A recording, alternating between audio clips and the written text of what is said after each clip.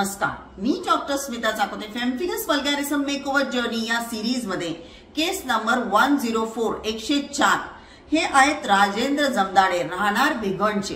Politics मध्ये काम करतात आणि यांना शरीरावर छातीवर बरेच फोड आलेले आणि त्यांनी ट्रीटमेंट तिथे केल्यावर सुद्धा त्यांना जितकं हवा तेवढा रिझल्ट आला नव्हता आणि म्हणून ते भिगवणहून सोलापूरला आले आणि त्यांची ट्रीटमेंटचे रिझल्ट खूप छान आले. इलेक्शनचे दिवस होते, म्हणाले मॅडम लवकर बरं करा, मला बरंच बीजेपी साठी काम करायचं आहे. आणि हो, ते बरे झाले आणि त्यांनी बरंच काही काम केलं आणि आताही ते ऍक्टिव्हली पॉलिटिक्स करत आहेत. तर अशा पद्धतीने फेमफिगस वल्गॅरिसची जी केसेस आहेत ते खूप चांगल्या इंजेक्शन्स, चांगल्या औषधामुळे आपण त्यांना बरं करू शकतो आणि त्यांचं जीवनशैली खूप छान घडवू शकतो. नमस्कार.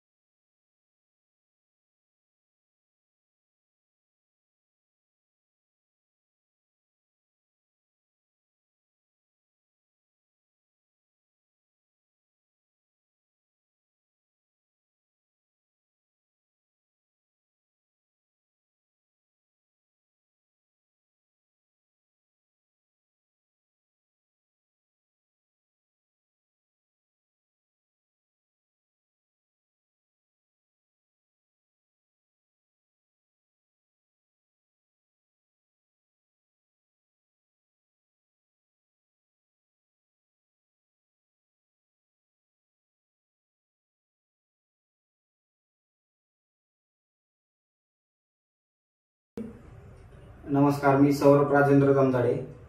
मी भिगवण येथे राहतो. तर माझ्या वडिलांना पेम्फिगस हा आजार झाला होता.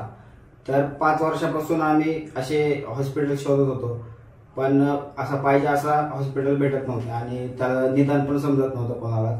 मग त्यानंतर 4 वर्ष झालं आम्ही स्टेरॉइडच्या गोळ्या वगैरे चालू होत्या.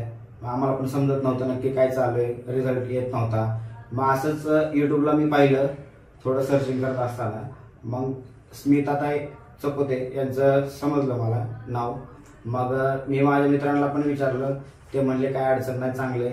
आणि सोलापूरमध्ये पण विचारलं, त्यांनी पण चांगला फीडबॅक दिला मॅडम बद्दल आणि आम्ही इथं ऍडमिट झालो. त्यानंतर एक चांगला रिझल्ट मॅडम कडून आम्हाला बघायला भेटला. धन्यवाद. मॅडम खूप छान आहेत आणि रिझल्ट सुद्धा चांगला आहे. आणि सगळ्यांनी नाही म्हणता येणार, ज्यांना हा आजार झालाय त्यांनी नक्की संपर्क. नमस्कार, माझं नाव राजेंद्र जमदाडे, राहणार भिगवण, तालुका इंदापूर. मी 4 वर्षापासून पिंपल्स या आजारापासून त्रास्त होतो. नंतर यूट्यूबला मी सर्च करून पाहिल्यानंतर डॉक्टर स्मिता चकोते मॅडम यांचं मी व्हिडिओ पाहिले आणि त्यानंतर इथं स्टेटमेंट घेतली. आता मला त्या आजारापासून जवळजवळ 90% फरक आहे. केवळ आता चेहऱ्यावर माझ्या डाग दिसतंय, ते बी आता काही दिवसात जातील. 3 महिन्यात नक्की फरक पडेल असं मॅडमनी मला खात्रीशीर सांगितलेले. आणि या आजारापासून मी आता एकदम मुक्त झालोय. कसल्याही प्रकारची अंगाला खाज येत नाही किंवा परत पिंपल्स येत नाही.